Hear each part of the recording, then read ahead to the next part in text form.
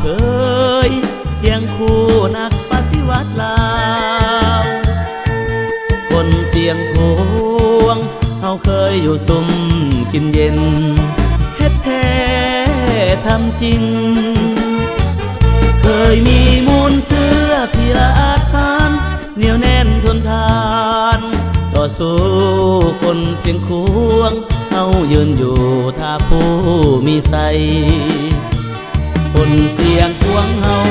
ฮักเมืองนอนบ้านเดิมที่นี้ฮักสิเสรี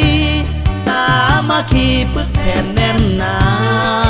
สงครามละมาครั้งใดแผ่วไฟแค้นยิ่งทวีคูณผู้พูดทงให้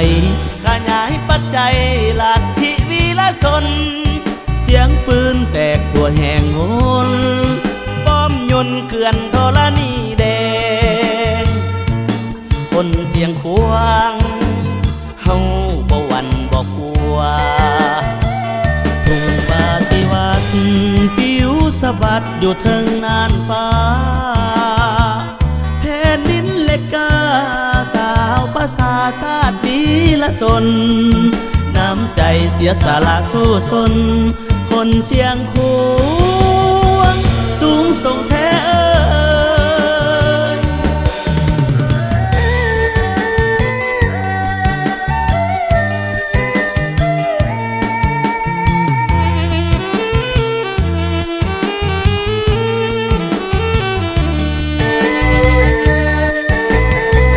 คนเสียงควงเฮาฮักเมืองนอนบ้านเดิมที่นี้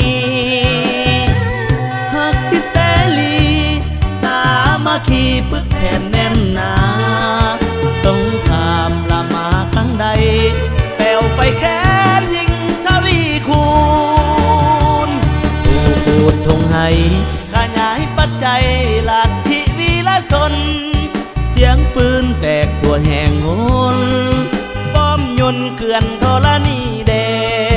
งคนเสียงควงเฮาบ่หวั่นบ่กลัวทุ่งปฏิวัติปิวสะบัดอยู่เทิงน่านฟ้าแผ่นดินเล็กกาสาวภาษาชาติวีรชนน้ำใจเสียสละสู้สนคนเสียงควงสูงส่งแท้